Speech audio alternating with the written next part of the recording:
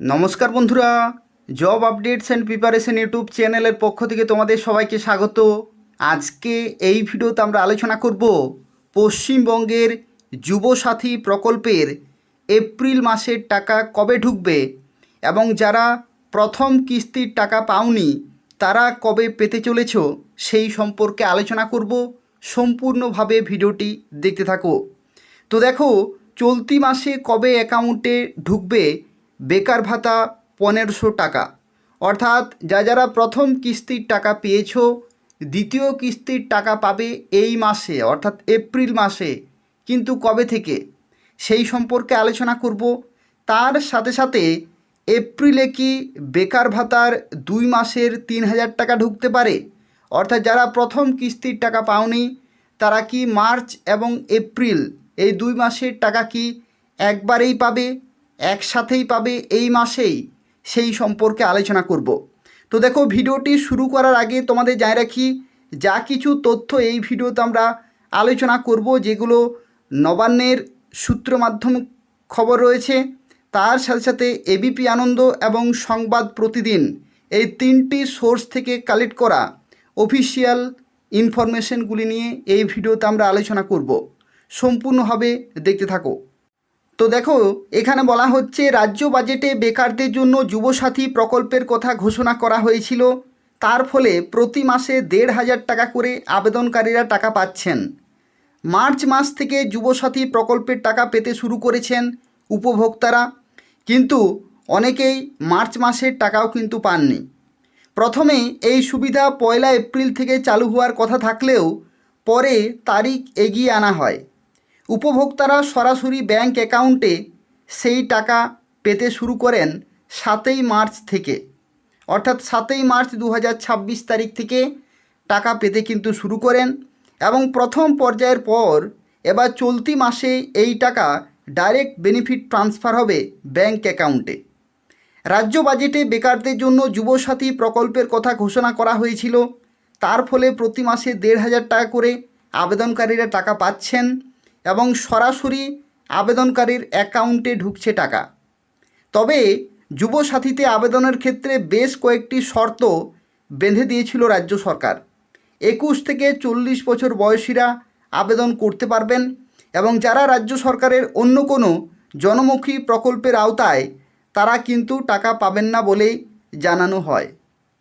প্রকল্পের কথা ঘোষণার সময় জানানো হয় যে এপ্রিল থেকে মিলবে এই প্রকল্পের সুবিধা। এবার দ্বিতীয় মাসের টাকাও 10ই এপ্রিল থেকে দেয়া হবে, এটাই কিন্তু নবান্ন সূত্রে খবর। অর্থাৎ যারা প্রথম কিস্তির টাকা পেয়েছো তারা দ্বিতীয় কিস্তির টাকা পাবে এপ্রিল মাসে কত তারিখ থেকে? 10ই এপ্রিল 2026 তারিখ থেকে তোমরা কিন্তু নিজেদের অ্যাকাউন্টে এপ্রিল মাসের অর্থাৎ এই চলতি মাসের টাকা কিন্তু পাবে। আবেদন করার পরেও আর্থিক সহায়তা অ্যাকাউন্টে না আসায় অনেকেই কিন্তু চিন্তায় রয়েছে, অর্থাৎ যারা অ্যাপ্লাই করেছো সবাই কিন্তু টাকা পায়নি। মার্চ মাসের টাকা এখনও হাজার হাজার প্রার্থী কিন্তু পায়নি। তো তাদের ক্ষেত্রে দেখো এখানে কি বলা হয়েছে। এই টাকার অপেক্ষায় থাকায় যথারীতি নানান প্রশ্ন কিন্তু তুলেছে এবং মার্চ থেকে পাওয়া যাচ্ছে টাকা, তবে অনেকের টাকা অ্যাকাউন্টে এখনও পর্যন্ত আসেনি। এর মধ্যে প্রশ্ন উঠেছে, তবে কি 2 মাসের টাকা একসঙ্গে ঢুকতে পারে? বর্তমানে বিভিন্ন জেলা থেকে খবর পাওয়া যাচ্ছে যে ব্যাচ অনুযায়ী টাকার ক্রেডিট কিন্তু করা হচ্ছে, ব্যাচ অনুযায়ী। এর ফলে যারা অনলাইনের মাধ্যমে আবেদন করেছিলেন তাদের আগের থেকে সিস্টেমে কিন্তু আপলোড হয়েছিল, ফলে তাদের যাচাই প্রক্রিয়া তুলনামূলকভাবে তাড়াতাড়ি সম্পূর্ণ হয়েছে। পাশাপাশি অনেকের অ্যাকাউন্টে এই টাকা ইতিমধ্যে ঢুকতে শুরু করেছে, অর্থাৎ যারা মার্চ মাসের টাকা পায়নি তাদের টাকাও কিন্তু ঢুকছে। সাধারণত দেখা যাচ্ছে অনলাইনে আবেদনকারীদের তথ্য আগের থেকে যেহেতু সিস্টেমে ছিল তাই তাদের অ্যাকাউন্টে টাকা ঢুকে গিয়েছে। তবে এতে কোনো নির্দিষ্ট নিয়ম কিন্তু নয়, বহু ক্ষেত্রে জেলাভিত্তিক প্রসেসিংয়ের উপর নির্ভর করে এই টাকা কিন্তু দেয়া হচ্ছে। অর্থাৎ যে 23টি জেলা, সেই 23টি জেলাতে ডেটাগুলো কত তাড়াতাড়ি তারা সাবমিট করছে তার উপর কিন্তু টাকা পেমেন্ট হচ্ছে। অর্থাৎ সেগুলো নির্ভর করছে যে প্রসেসটা কোন কোন জেলা কত তাড়াতাড়ি করছে, সেভাবেই কিন্তু পেমেন্টগুলো করা হচ্ছে। এবং রাজ্যের যুবক যুবতীদের আর্থিকভাবে একটু সাহায্য করার জন্য চালু হয়েছে যুবসাথী প্রকল্প। তবে এই প্রকল্পে টাকা পাওয়ার নিয়ম নিয়ে অনেকের মধ্যেই এখনও কিছু কিন্তু প্রশ্ন রয়েছে। বিশেষ করে অনুদানের টাকা ঠিক অনলাইনে আবেদন করার পর যারা টাকা পাননি তাদের মধ্যে নানা প্রশ্ন কিন্তু তৈরি হয়েছে। আজকের প্রতিবেদনে এই যে যুবসাথী প্রকল্পের টাকা নিয়ে সকল তথ্য বিস্তারিতভাবে কিন্তু এখানে দেখো আলোচনা করা হয়েছে। এই টাকা পাঠানো হচ্ছে ডাইরেক্ট বেনিফিট ট্রান্সফার যে পদ্ধতি, সেই পদ্ধতির মাধ্যমে। অর্থাৎ আবেদনকারীর আধার নম্বরের সঙ্গে লিঙ্ক থাকা ব্যাঙ্ক অ্যাকাউন্টে সরাসরি কিন্তু টাকা ক্রেডিট হচ্ছে। অর্থাৎ তোমরা যখন ফর্ম ফিল আপ করেছিলে তোমাদের ব্যাঙ্ক অ্যাকাউন্টের যে ডিটেলস সেগুলো তোমরা দিয়েছিলে, ব্যাঙ্ক অ্যাকাউন্ট নাম্বার থেকে শুরু করে, অর্থাৎ যে পাসবইয়ের যে প্রথম পাতার ছবি সেটা তোমরা দিয়েছিলে, কিন্তু সেই রকমভাবে পেমেন্ট হচ্ছে না। পেমেন্ট হচ্ছে কিভাবে?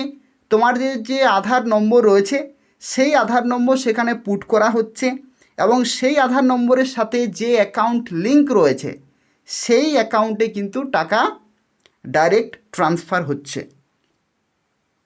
প্রথমের দিকে যারা ডকুমেন্টে সেলফ অ্যাটেস্টেড করেননি তাদের কিন্তু সমস্যা হচ্ছে, কারণ ডকুমেন্ট সেলফ অ্যাটেস্টেড কিন্তু করতে বলা হয়েছিল।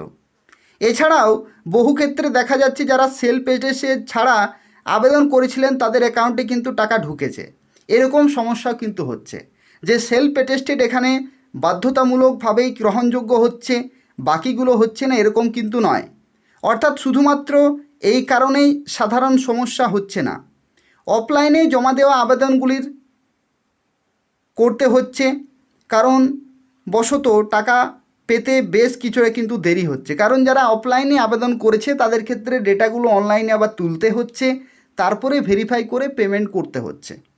ব্যাঙ্ক অ্যাকাউন্টে আধার লিঙ্ক থাকতে হবে, কেওয়াইসি কিন্তু সম্পূর্ণ থাকতে হবে, পুরোপুরি আপডেটেড থাকতে হবে এবং ডিবিটি সার্ভিস সক্রিয় থাকতে হবে। এছাড়াও এই প্রকল্পে আবেদনকারীদের তথ্য জেলাভিত্তিকভাবে যাচাই করা হচ্ছে। তথ্য যাচাই করার পর আবেদনকারীকে অ্যাপ্রুভ করা হচ্ছে এবং তারপরেই টাকা পাঠানো হচ্ছে।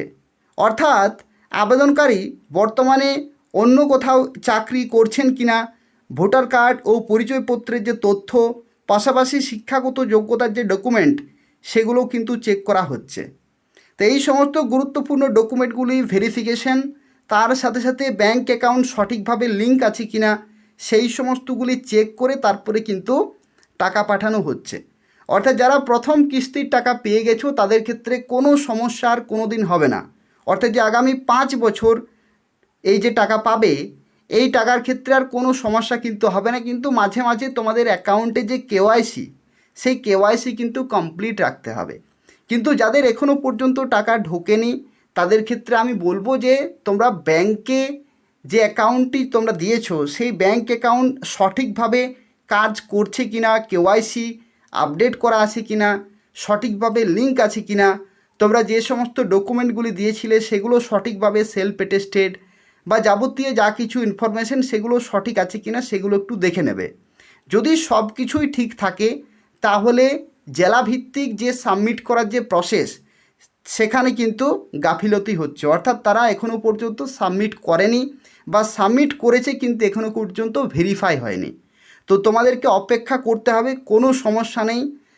মাননীয় মুখ্যমন্ত্রী মমতা বন্দ্যোপাধ্যায় ঘোষণা করেছেন, এই যে কিছুদিন আগে পুরুলিয়া জেলাতে এসেছিলেন এবং তার সাথে বিভিন্ন তিনি কিন্তু ভাষণে বলেছেন যে যারা মার্চ মাসের টাকা পায়নি তারা একসাথেই মার্চ এবং এপ্রিলের টাকা কিন্তু পাবে। অর্থাৎ যেদিন থেকে এই প্রকল্প চালু হয়েছে সেই দিন থেকে বকেয়া সমেত পুরো টাকা কিন্তু দেয়া হবে।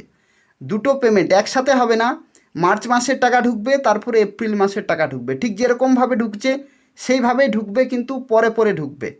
টাকা তোমরা পাবে একসাথে 3000 ক্রেডিট হবে না, 1500 ওয়ান পেমেন্ট, সেকেন্ড পেমেন্টে 1500, এরকমভাবে কিন্তু তোমাদের পেমেন্ট হবে, এটাই কিন্তু জানা যাচ্ছে।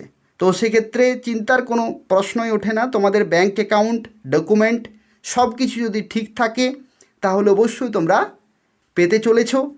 আর দ্বিতীয় কিস্তির যে টাকা সেটা 10ই এপ্রিল 26 তারিখ থেকে কিন্তু টাকা ছাড়া শুরু হবে। তাই হচ্ছে অত্যন্ত গুরুত্বপূর্ণ একটি খবর।